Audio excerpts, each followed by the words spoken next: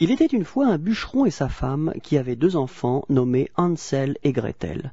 Un jour, il y eut une famine. Plutôt que de voir leurs enfants mourir de faim, le bûcheron et sa femme décidèrent de les perdre dans la forêt.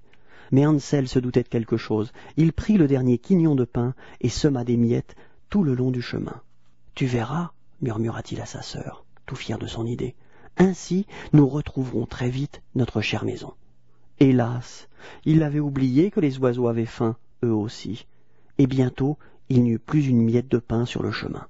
Alors que les enfants jouaient dans la forêt, leurs parents s'éloignèrent discrètement. Hansel et Gretel revinrent sur leurs pas. Ils cherchèrent les miettes de pain, mais elles avaient disparu. « Marchons, dit Gretel, nous retrouverons bien la maison. » Comme le soir tombait, ils se demandèrent où passer la nuit. Un oiseau blanc apparut et les entraîna vers une clairière.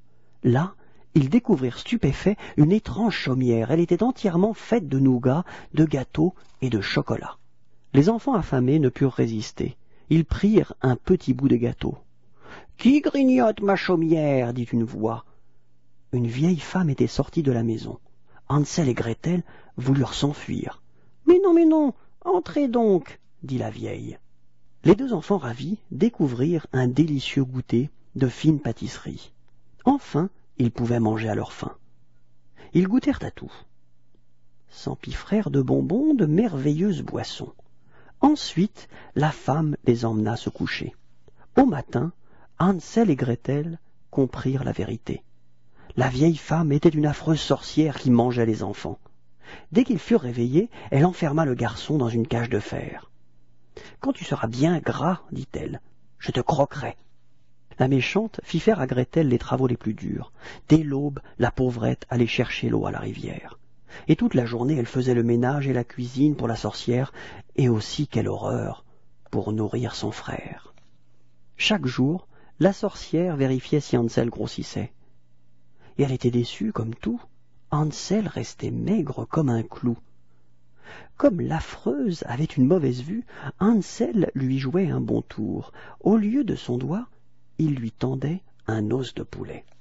Au bout de quelque temps, la sorcière en eut assez. « Maigre ou pas, je vais te manger !» Et elle mit le four à chauffer. Impatiente, elle se pencha pour voir si le feu prenait. Gretel d'un coup la poussa, et voilà la méchante partie en fumée. Gretel libéra aussitôt Hansel. Le garçon serra sa sœur dans ses bras, et les 2 enfants dansèrent de joie. Un trésor était caché dans les murs de la chaumière, tout l'or que la sorcière avait volé aux voyageurs imprudents. Un grand cygne blanc voguait sur la rivière. C'était un oiseau magique.